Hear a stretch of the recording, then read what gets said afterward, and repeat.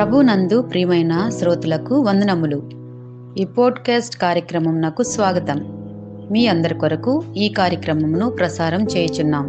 విని దైవాశీస్సులు పొందుకోగలరు.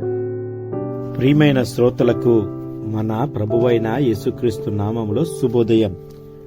శ్రోతలారా, బాగున్నారా? మీ కొరకు ప్రతిదినం ఫీబా ఇండియా పక్షముగా ప్రార్థన చేస్తున్నాం. రండి, ఈ ఉదయకాలము దేవుని సన్నిధిలో వాక్యాన్ని ధ్యానం చేద్దాం. అపోస్తలుడైన పౌలు కొరింథీయులకు రాసిన మొదటి పత్రిక 10వ అధ్యాయం 5 నుంచి 13 వచనాలు మీ మధ్య జ్ఞాపకం చేస్తూ, శోధనలపై విజయము అనే అంశాన్ని మీ మధ్యన జ్ఞాపకం చేయాలని ఆశపడుతూ ఉన్నాను.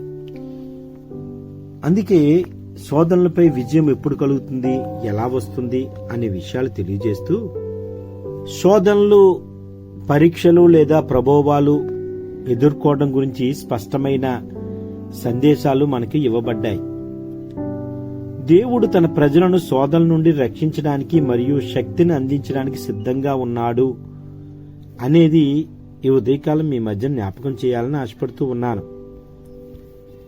దేవుడు శోధనలను అనుమతిస్తాడు, కానీ దానిలో సహాయం చేస్తాడు. 1 కొరింథీయులకు రాసిన పత్రిక 10:13 ఈ మాట వ్రాయబడి ఉన్నది: సాధారణముగా మనుష్యులకు కలుగు శోధన తప్ప మరి ఏదియూ మీరు సంభవింపకపోదు. దేవుడు నమ్మదగినవాడు, మీరు సహింపగలిగినంత కంటే ఎక్కువగా ఆయన మిమ్మల్ని శోధింపబడనియ్యడు. అంతేకాదు, సహింపగలుగుటకు ఆయన శోధనతో కూడా తప్పించుకుని మార్గము కలుగుజేయును. రెండవది, శోధనను ఎదుర్కోవడానికి దేవుడు వాక్యాన్ని ఉపయోగిస్తున్నాడు. మత్తయి సువార్త 4వ అధ్యాయం 1 నుంచి 11 వరకు చదివితే, యేసు 40 రోజుల ఉపవాస కాలంలో సాతాను తాను శోధించినప్పుడు దేవుని వాక్యాన్ని ఉపయోగించి ప్రతిస్పందించాడు. మనం దేవుని వాక్యాన్ని నేర్చుకుని శోధనలు ఎదుర్కోవాలన్నదే దేవుని కోరిక. మూడవది, ప్రార్థన ద్వారా శోధనపై విజయం కలుగుతుందని తెలియజేస్తూ ఉన్నాడు. మత్తయి సువార్త 26:41 ప్రకారం, శోధనలో పడకూడదని జాగ్రత్తగా ఉండి ప్రార్థన చేయుడి. ఆత్మ సిద్ధమే గాని శరీరం బలహీనంగా ఉంటుందని దేవుని వాక్యం తెలియజేస్తుంది. నాలుగవది, దేవుడు మనల్ని శక్తివంతులుగా చేస్తాడు. యాకోబు 4:7 ఉన్న మాట, కాబట్టి మీరు దేవునికి లోబడి ఉండుడి, సాతానును ప్రతిఘటించుడి, అప్పుడు అతడు మీ నుండి పారిపోతాడు. ఐదవది, శోధనను జయించిన వారికి దేవుడు ఆశీర్వాదం ఇస్తాడు. యాకోబు 1:12 ఉంది: శోధనను ఓర్చినవాడు ధన్యుడు, అతడు పరీక్షను తట్టుకుని దేవుడు ప్రేమించే వారికి వాగ్దానం చేసిన జీవమాలికను పొందుతాడు. దీని యొక్క వాక్యం యొక్క ముఖ్య ఉద్దేశం ఏమిటంటే, దేవుడు మనల్ని శోధనలో ఒంటరిగా విడిచిపెట్టడు. దేవుని వాక్యాన్ని తెలుసుకోవడం, ప్రార్థన చేయడం మనకి శక్తినిస్తాయి. సాతాను ప్రతిఘటించి దేవునికి లోబడి ఉండడం అనేది మనం నేర్చుకోవాలి. శోధనను వచ్చిన వారికి దేవుడు ఆశీర్వాదాలు ఇస్తాడు. ప్రియమైన శ్రోతలారా, మనం ఏ శోధనలో ఉన్నా దేవుని మీద నమ్మకం ఉంచుదాం. ఆయన మార్గం మనకు చూపిస్తాడు. ఆయన ఎదుట ప్రార్థన చేద్దాం. ఆయన వాక్యాన్ని చదువుదాం. శక్తిమంతులవుదాం. శోధన ద్వారా విజయం పొందుదాం. అందుకే దేవుని ఆశీర్వాదాల మధ్యలో కూడా కొందరు నశించిన వారిగా ఉంటారు. ఇశ్రాయేలు దేవుని అద్భుతాలు అనుభవించినప్పటికీ వారు ఆయన్ను సంతృప్తిపరిచే శిక్షకు గురయ్యారు. దేవుని ఆశీర్వాదాలు ఉన్నప్పటికీ విశ్వాసంలో నిబద్ధత లేదు వాళ్ళకి. ఇశ్రాయేలు తప్పిదాల నుండి నేర్చుకుందాం. 10:6 ప్రకారం 1 కొరింథీయులు, వారు చెడును కోరినప్పుడు వల్ల శిక్షింపబడ్డారు. పాఠం ఏమిటంటే, మనం కూడా పాపపు ఆకర్షణకు లోను కాకుండా జాగ్రత్తగా ఉండాలి. మూడవది 10వ అధ్యాయం 7వ వచనం 1 కొరింథీయులు, విగ్రహారాధనకు దూరంగా ఉంచండి. ఇశ్రాయేలు బంగారు మేకను ఆరాధించి దేవునికి కోపానికి గురయ్యారు. నిర్గమకాండం 32:6 కూడా ఉంది. ఏదైనా విషయం దేవునికి బదులుగా మనం హృదయంలో స్థానం పొందితే అది విగ్రహారాధనే అవుతుందని దేవుని వాక్యం తెలియజేస్తుంది.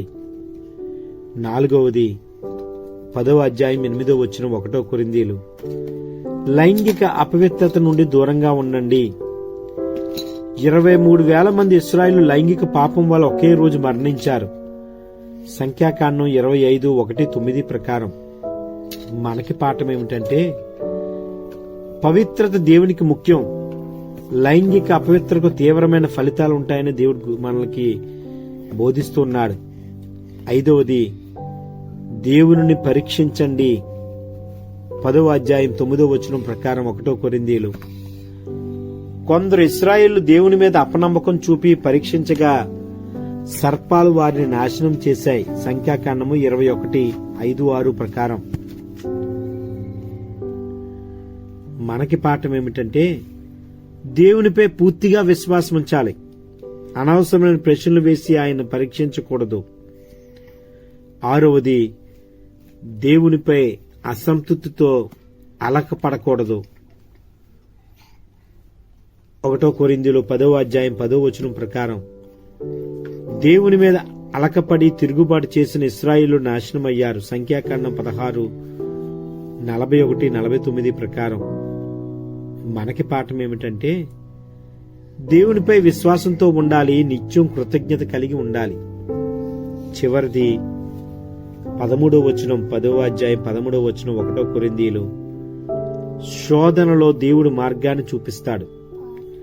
ఏ శోధన వచ్చినా మనం తట్టుకోలేని దాన్ని దేవుడు అనుమతించడు. ఆయన తప్పించుకునే మార్గాన్ని కల్పిస్తాడు. మనకి పాఠం ఏమిటంటే, శోధన వచ్చినప్పుడు దేవునిపై నమ్మకం ఉంచి ఆయన ఇచ్చే మార్గాన్ని అనుసరించాలి. దేవుడు నమ్మదగిన వాడు. ఆయన ఎల్లప్పుడూ మనల్ని శోధనలు ఒంటరిగా విడిచిపెట్టడు. ఈ విశ్వాసంతో ఆయన శోధనలు జయిద్దాం, శోధన మీద విజయం పొందుదాం. అటు రీతిలో దేవుడు మనల్ని దీవించేలాగున ప్రార్థన చేసుకుందాం. ఆమేన్. ఈ కార్యక్రమమును గూర్చి మీ సలహాలు మరియు మీ ప్రార్థనా అవసరతల కొరకు మమ్మను సంప్రదించవలసిన మా ఫోన్ నంబర్ 9408508503 మరియు email ID info@fibaonline.org.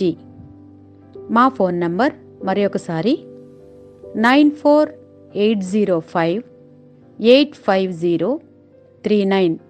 Email ID info@fibaonline.org.